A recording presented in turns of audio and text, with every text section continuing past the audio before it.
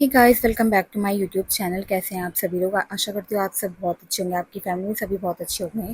तो आज मैं लेके आ गई हूँ आप सभी के लिए एक नया vlog. This is my first travelling vlog. बहुत ही स्पेशल व्लॉग होने वाला है आज का। ये व्लॉग बहुत ही ज़्यादा स्पेशल होने वाला है और ये व्लॉग होने वाला है देवभूमि उत्तराखंड से। देवभूमि उत्तराखंड में आज मैं आपको लेके जाने वाली हूँ बहुत ही प्रसिद्ध यात्रा पे, धार्मिक यात्रा पे, जो कि है केदारनाथ यात्रा। यस फ्रेंड्स, आज का ब्लॉग हमारे लिए बहुत ही स्पेशल होने वाला है। और जैसे कि आप सभी लोग को पता है, केदारनाथ यात्रा शुरू हो चुकी है लास्ट मई में। चार धाम की यात्रा मई में ही शुरू हो चुकी थी और केदारनाथ जी के कपाट खुले थे 10 मई को, जब बहुत ज़्यादा भीड़ थी। जाना तो मुझे उसी टाइम पे था, बट हम नहीं जा पाए थे बिकॉज ऑफ बहुत ही ज़्यादा भीड़ उस टाइम पे चल रही थी।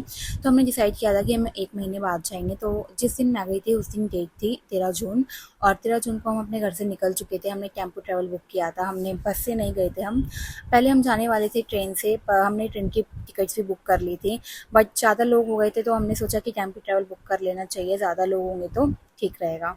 तो फिर हमने टेम्पो ट्रैवल बुक किया था और हम यहाँ से निकल गए थे दिल्ली से 13 जून को, और मॉर्निंग में 14 जून को हम पहुँच गए थे हरिद्वार। सो फ्रेंड्स, ये सफ़र था हमारा दिल्ली टू हरिद्वार तक का। 215 किलोमीटर की जर्नी हमने कंप्लीट कर ली थी कुल 6 घंटे के अंदर। हरिद्वार हम पहुँच चुके थे। अब यहाँ से हमें सारी जानकारी आपको मैं देने वाली हूँ, ऑल ओवर इंडिया, भारत में कहीं से भी। अगर आप प्लानिंग कर रहे हैं चार धाम यात्रा के लिए, तो सबसे पहले आपको हरिद्वार या फिर आपको ऋषिकेश आना पड़ेगा। सो गाइस, अब मैं पहुंच चुकी थी हरिद्वार और अब मुझे जाना था ऋषिकेश। अब मैंने जो रजिस्ट्रेशन अपने करवा रखे थे, वो मैंने दो जगह के, अपने दो धाम के रजिस्ट्रेशन मैंने करवा रखे थे। केदारनाथ का रजिस्ट्रेशन मेरा 1 महीने पहले ही हो चुका था, वो मैंने ऑनलाइन किया था।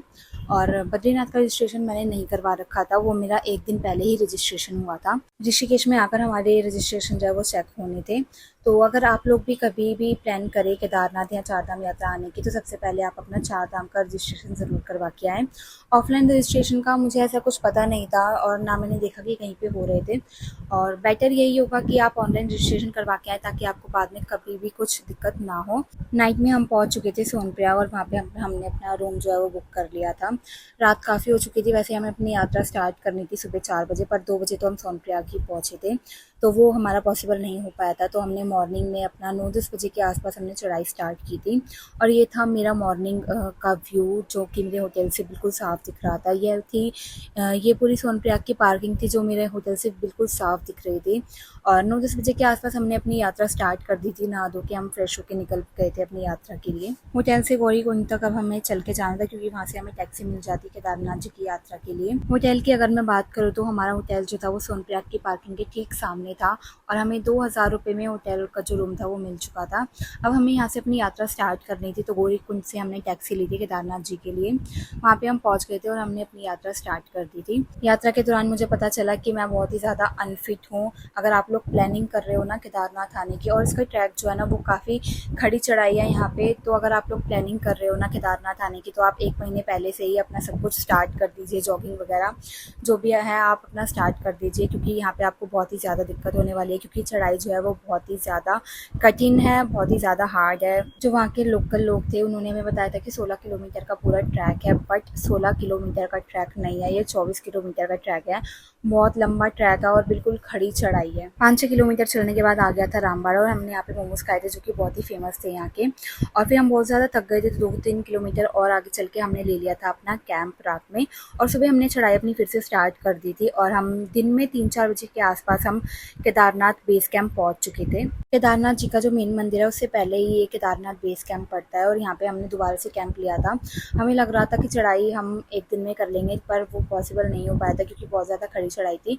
हम 2 दिन में ये चढ़ाई कंप्लीट कर पाए थे, और फिर दूसरे दिन हमें करने थे केदारनाथ जी के दर्शन, इसलिए हमने यहाँ पे कैंप ले लिया था। नाइट में रुक के हम मॉर्निंग में हम 2 बजे लाइन में लग गए थे। यहाँ पे आप देख सकते हो 2 बजे हम लाइन में लग गए थे, और सुबह जाकर कहीं पे हमारा नंबर आया था 8-9 बजे के आसपास। मेरी तबीयत बहुत ही ज़्यादा ख़राब थी। जब हम दर्शन की लाइन में भी लगे थे तब भी मुझे बहुत ही ज़्यादा तेज़ फीवर हो रखा था, बट जब हमारा नंबर आया हमने दर्शन किए केदारनाथ जी के। बट पता नहीं यार, ये तो चमत्कार ही हो सकता है ना, कि उस टाइम पे मेरी तबीयत बिल्कुल ठीक हो गई, और उसके बाद पूरी ट्रिप पर मेरी तबीयत कहीं भी ख़राब नहीं हुई।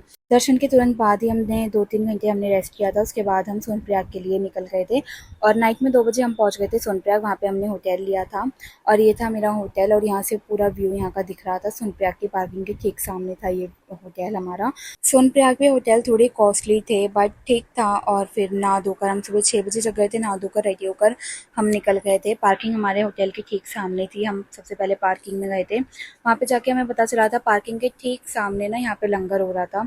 तो हम यहाँ से अपना खाना पीना खा करके निकले थे बद्रीनाथ के लिए। रास्ते में बहुत अच्छे-अच्छे व्यू हमें देखने को मिले थे। वन वे रोड था, उसी पे गाड़ी आ रही थी और उसी से जा रही थी। और हमें रात को पहुँचते-पहुँचते काफ़ी लेट हो गया था बद्रीनाथ, तो हमने 2-3 किलोमीटर पहले ही वहाँ पे अपना होटल ले लिया था। और मॉर्निंग में हम निकल गए थे बद्रीनाथ के लिए। बद्रीनाथ हम पहुँच चुके थे और भाई जो व्यू था ना बद्रीनाथ का, बहुत ही अच्छा था, बहुत ही ज़्यादा अच्छा था। जितनी भी थकान थी ना भाई देख कर ही ना सारी उतर गई थी। बहुत अच्छा था बद्रीनाथ, बहुत ही अच्छा व्यू था यहाँ का। बद्रीनाथ हम पहुँच गए थे 8 बजे के आस-पास में और फिर हमें लाइन में लगना था।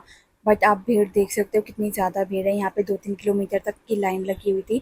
और फिर हमने यहाँ के लोकल लोग जो थे जिनकी शॉप्स थी यहाँ पे, उनसे हमने पूछा था कि मतलब कितनी देर में नंबर आ जाएगा हमारा, इतनी बड़ी लाइन है तो। तो उन्होंने हमें बताया कि ये तो कुछ भी लाइन नहीं है, ये तो डेली की ही भीड़-भाड़ है जो डेली होती है। ये तो कुछ भी भीड़ नहीं है, इससे भी ज़्यादा कई ज़्यादा भीड़ यहाँ पे होती है। लाइन बहुत लंबी थी तो वहाँ पे जो सीआरपीएफ के लोग खड़े हुए थे, हमने वहाँ पे जाके थोड़ा-सा रिक्वेस्ट किया था कि हमें जाने दें, तो उन्होंने हमें जो है वो लाइन में घुसा दिया था और हमारे दर्शन बहुत जल्दी हो गए थे। दर्शन हमारे बहुत अच्छे हुए थे और 2-3 किलोमीटर आगे चल के था हमारा गाँव, जो कि बहुत ही ब्यूटीफुल था, जिसे फर्स्ट विलेज ऑफ इंडिया भी कहा जाता है। उसके बाद हमने वहाँ पे थोड़ा घूमा और फिर हम निकल चुके थे और हम वापस आ रहे थे देवप्रयाग। दोबारा से वहाँ पे त्रिवेणी संगम पड़ा था और थोड़ी आगे चल के ये धारी देवी मंदिर था, जिसे कहा जाता है जब ये मंदिर को थोड़ा-सा शिफ्ट करने की कोशिश की गई थी, जब भी केदारनाथ में जो 2013 में आपदा आई थी। तो यहाँ पे आना तो ज़रूर बनता था, तो यहाँ पे हम आए थे धारी देवी जी के मंदिर में और ये भी बहुत ही ब्यूटीफुल था। ये पानी के बीचों-बीच पूरा मंदिर बनाया हुआ था। वैसे तो जाते टाइम ये मंदिर हमारे रास्ते में पड़ा था, बट हम जा नहीं पाए थे क्योंकि बहुत ज़्यादा रात हो गई थी और मंदिर भी बंद हो गया था। तो हमने डिसाइड किया था कि जब हम केदारनाथ, बद्रीनाथ से वापस आएँगे, तब हम धारी देवी जी के मंदिर जाएँगे। तो फिर हम यहाँ पे आ चुके थे धारी देवी जी के मंदिर और बगल में ही ना ये पुल था, बहुत ही ब्यूटीफुल था और खाली भी था। यहाँ पे हमने फ़ोटोज़, वीडियोज़ जो भी था, फ़ोटोज़, वीडियोज़ अपनी बनाई और यहाँ पे ये लोकल शॉप्स थी शॉपिंग वगैरह करने के लिए। यहाँ पे हमने शॉपिंग भी की थी। मंदिर में दर्शन करने के बाद हम निकल चुके थे हरिद्वार के लिए। हरिद्वार हम पहुँचे थे, वहाँ पे हम ना पूरा दिन हरिद्वार में अपना बिताया था और उसके बाद हम दिल्ली के लिए निकल गए थे और नाइट में हम पहुँच गए थे दिल्ली। और ये था केदारनाथ बद्रीनाथ का full tour. Hope you liked it और मिलते हैं नेक्स्ट वीडियो में, तब तक के लिए टाटा बाय बाय।